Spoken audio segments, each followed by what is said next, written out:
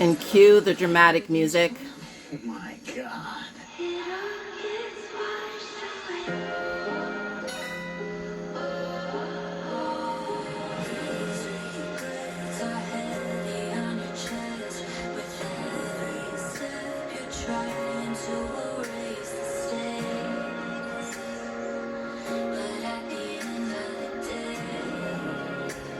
It all gets washed away.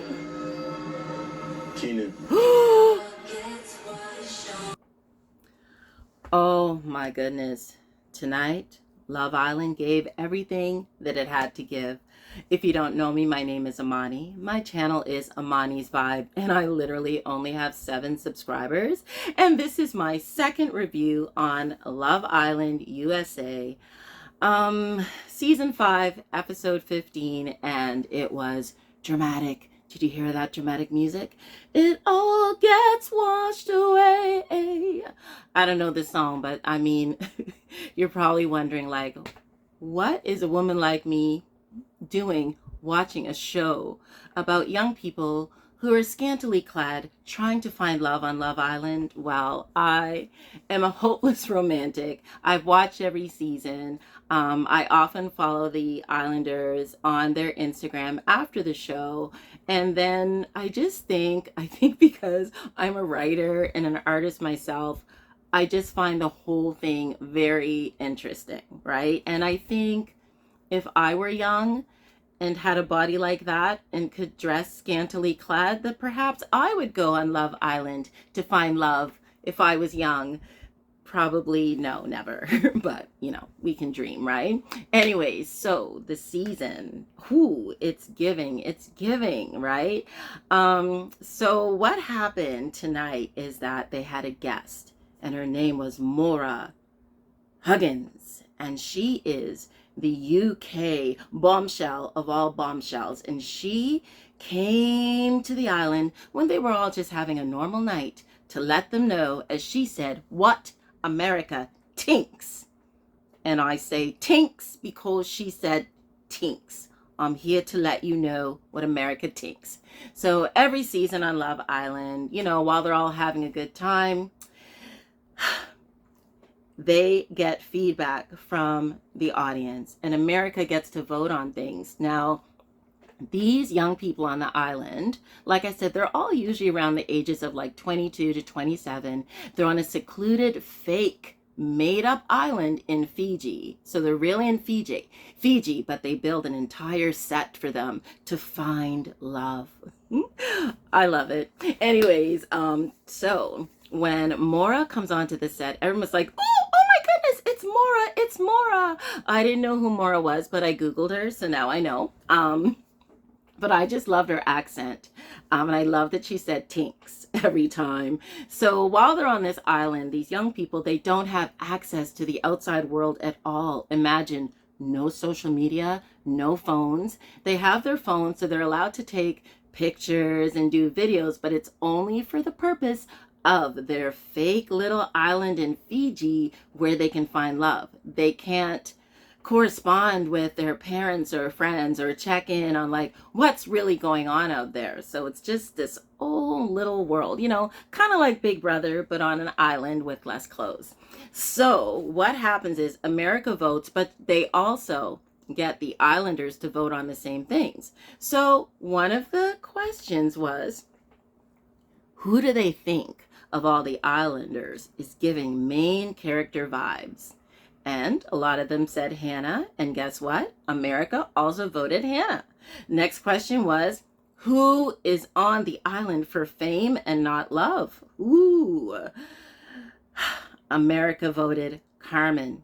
Who is the most boring person? America voted Harrison. I'm with them. But he's just playing the game, but he is pretty boring. Then America voted on who are the 2 girls dating out of their league. Now, remember, the islands also have to answer this, and what was interesting is that pretty much everyone said that Emily and Cassie were dating out of their league. And then America said the same. And then Marco, with his self, said that Cassie was there getting sloppy seconds. Like, what was that about? Anyways, then they said which boys are dating out of their league. Well, guess two names came up, and the viewers said Keenan and Marco. And KK, who is coupled up with Keenan, she also said that, which made Keenan, of course, trip and be manipulative. And she's like, I'm just saying, it's not about me, it's what America thinks. But he's like, yeah, but you didn't have to say it. And there he goes again with his manipulative self. Anyways, then America answers, which two girls are taking up space? Everybody said Destiny, like all the people there. And America said Destiny and Carmen. And then the last vote was for favorite boy and girl. And one boy and one girl could be leaving tonight. So then what ended up happening is the votes for the favorite boy and girl. Mora lets them know who it is. And so the people with the least votes have to go and stand up. And that's what that dramatic music was that I showed you at the beginning. Do you remember who I am? Amani. This is Amani's Vibe. And I'm doing a review of Love Island USA. Don't forget to like and subscribe to my channel and leave a comment, but please be positive, positive vibes only. Now we get to La Pièce de Résistance. Who got the least votes? Well, the Islanders get ready because every night to have a party amongst themselves, they get dressed, you know, they party, they put on their makeup, they have all the coupling up going on. But there are a few extra things that went on this episode. So let me tell you about some of the extra things that went on.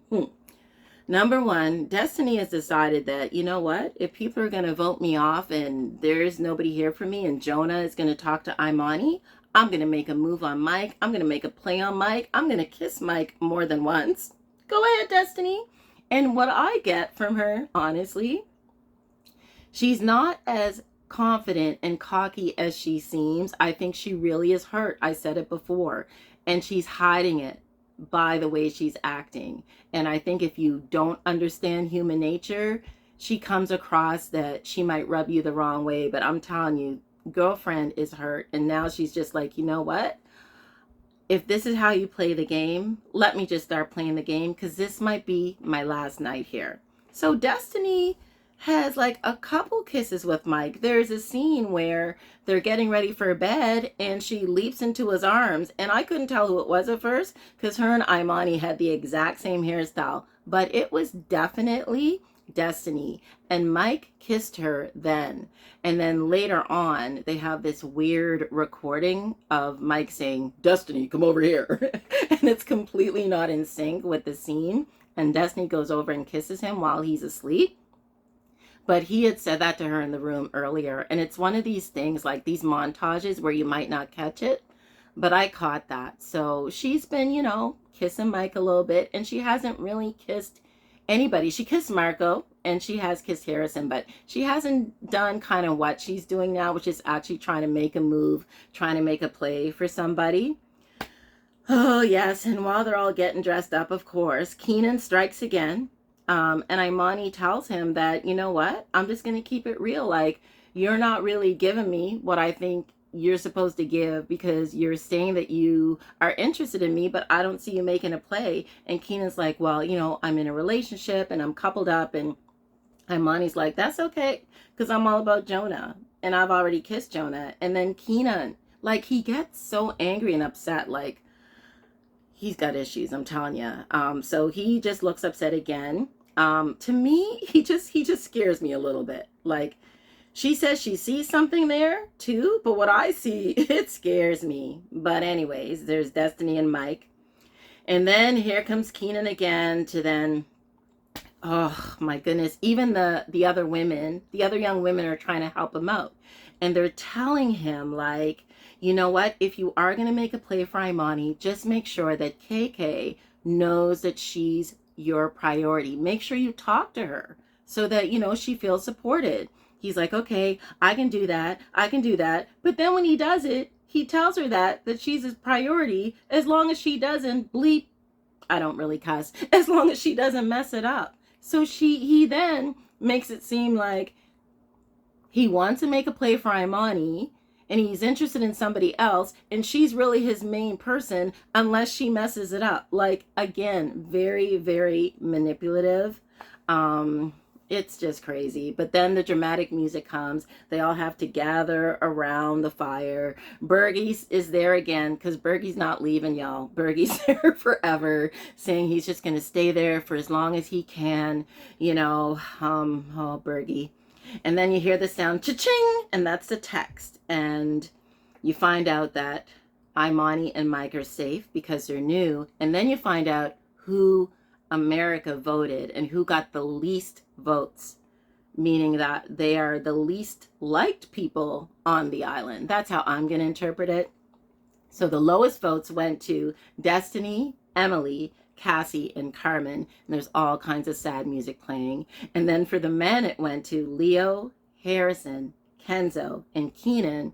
And we won't know till tomorrow who gets voted off. And then Casa Amor is coming. And Casa Amor is when they send in more bombshells, male bombshells. Do we call the men bombshells?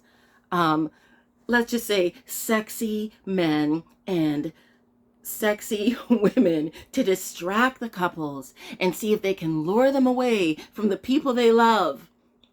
So that's what's going to happen next. But watching the episode tonight, I really just want to say to KK, like, KK girl, you are so beautiful and you are worth so much more than Keenan is given.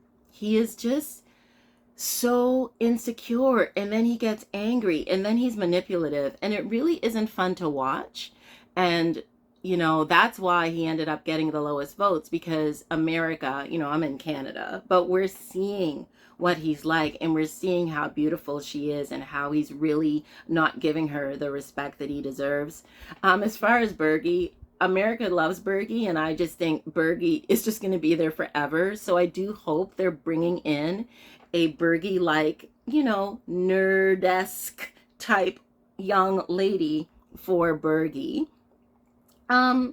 Destiny. Now, with this show and her kissing Mike a couple times, and then you can tell she's really acting out of her character. Like, she's really trying to go for it. And I don't know, it's interesting. I just really hope that she can really connect with somebody that she likes. And the hard thing about watching this show, what I've learned, like for people that don't watch it at all, is that there are 3 shows going on. There's a show that Love Island USA that is presented on television on Peacock. In Canada, it shows on Crave. Then there's a Love Island. There's the stans and the crazy fans that look everything up on Instagram and then make reports on the Love Island app, like on their page on Instagram. So they will literally research everything. And then there's the Love Island fans on Reddit, which is just a whole other world. And I'm telling you, if you need background research done on anybody, these young people, they can find out anything, because I'm going to tell you, that show is over. And 5 minutes later, one of the people from Reddit literally looked up every single bombshell that is going to be on the show next week, or later this week on Casa Amor. I don't know how they did that research. They got everybody, all their Instagrams, who they are.